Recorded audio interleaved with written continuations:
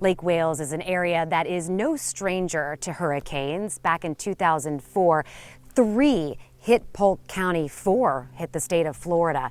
10 Tampa Bay's Shannon Clow is live from the Polk County EOC tonight. She spoke with emergency crews about what it's like to respond to disaster zones 20 years ago and the lessons that they've learned. Shannon.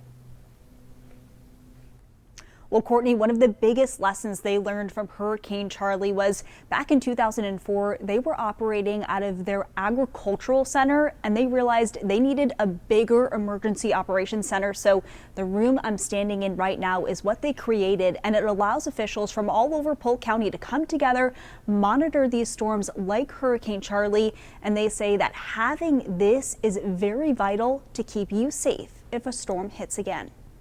Charley was overwhelmingly devastating. Yeah, it was a bad time. I thought personally myself, what's going to be left standing? Hurricane Charley made landfall August 13th, 2004. 20 years ago. Can you bring me back to 2004 when Hurricane Charley was making landfall? Do you know we had not had a hurricane make landfall in Polk County since the 1960s. Sheriff Grady Judd says it was a storm no one could fully prepare for. And it's going to be like a 2-mile wide F2 tornado.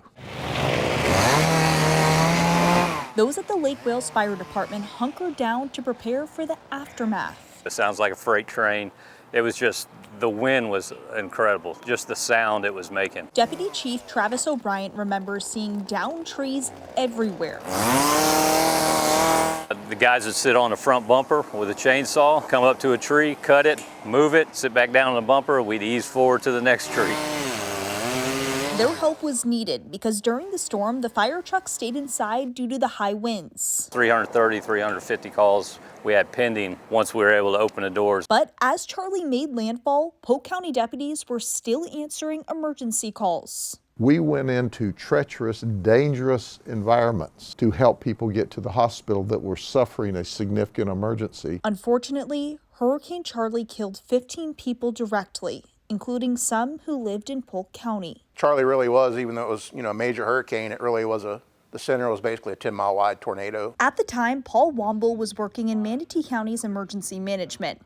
He's now the director in Polk County where he grew up. He remembers seeing his home in disarray. We had a lot of flooding. There were areas of Polk County that stayed underwater for months and months. Due to the amount of damage, repairs weren't rapid. It took sometimes more than a year to get your roof repaired. So we had blue roofs in this county for a very, very long time. As people were recovering from Charley, there were 2 more hurricanes that hit the county. Hurricane Francis on September 5th and Hurricane Jean on September 26th. The others just added a compound of misery. More water, more wind, but neither of them even had a hint of what Charley did to us. Weeks turned into months of recovering. It was heartbreaking. We helped for not only days, but weeks and sometimes for months. In that time, the community came together. It was good people working together in the community, and that's what you have to do in an emergency. 20 years later, that's what people remember, the help that provided hope.